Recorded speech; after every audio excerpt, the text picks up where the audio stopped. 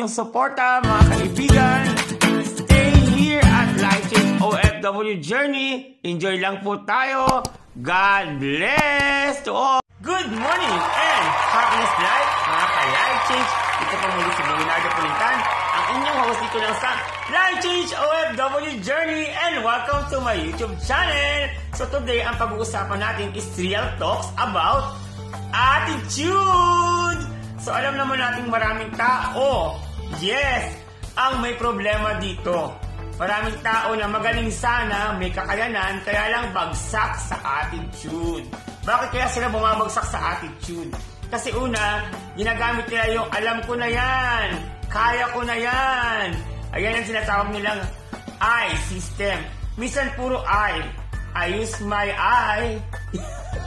Kaya walang nangyayari sa buhay nila. Attitude problem. Napakalaking epekto niyan sa ating mga pagtanggap o pag-receive, pag-achieve ng ating mga success. Okay? Dahil guys, sabi nga nila, two head is better than one. So kung mayroon ka mga kaibigan or mga kakilala or mga tutulong pa sa'yo para mas mapadali at mas mapagaan, mapaganda ang iyong pamumuhay, kailangan baguhin mo ang iyong attitude. In changing our attitude, first, we must figure out what exactly needs to be changed so we can embrace change in our life. So, sabi nga natin, we need to figure out ano ba yung dapat kong baguhin at bakit ko ito babaguhin. If your attitude speaks bad, so you must change it into good. Okay? So, there are more ways how you will manage or how you will change your attitude. Ito pa yung mga example na pwede mong gawin. Pwede mong gawin, humanap pa ng iyong role model. Okay? Yung pwede mong gayahin siya kasi meron siyang good vibes, meron siyang magandang ambience, meron siyang positive in life. So, pwede mo siyang gayahin. So, pwedeng gumamit ka ng coaches, mentors, na pwede mo siyang kausapin para ma-influensyan ka kung paano mo step by step pwedeng baguhin ang iyong attitude para magkaroon ka ng good attitude. Para magbago also ang iyong pananaw sa mas magandang attitude, change the way you look at the situation. Kasi pag, example, nakikita mo na yung sitwasyon na medyo magulo, medyo pangit, so pumapasok na yung negative na attitude mo. So try to shape that one into good one, into positive one. Diba?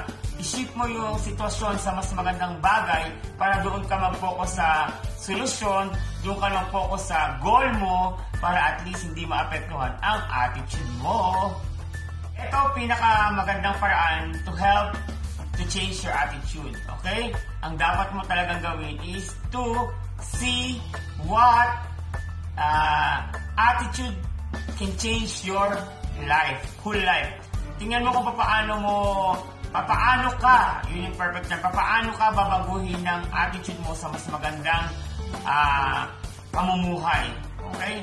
So, sabi nga natin, huwag natin gamitin yung I system. Huwag natin gamitin palagi yung our own ways na talagang nagmamagaling tayo, nagmamatalini tayo, or ginagawa natin lahat ng bagay na kaya ko yan, alam ko na yan. I'm so sorry, hindi natin lahat alam. Okay? Marami tayong bagay na matututunan pa para ma-improve ang ating mga sarili, mas lalo ang ating attitude. So guys, yun lang. We need to change our attitude para magkaroon tayo ng tinatawag na mas maganda, mas maayos at ma-achieve natin ang success in life, and we can embrace life change. Okay? Thank you and bye-bye. Life change. Kung bago ka pa lang sa aking channel, don't forget to subscribe. Don't forget to like and share. And click mo na rin yung notification bell para updated ka sa mga i-upload ko mga videos at mga update na mangyayari sa ating mga vlogs at mga real talks. And don't forget to comment down below. Maraming salamat. Thank you from Life Change. Thank you and click mo na subscribe. Maraming salamat.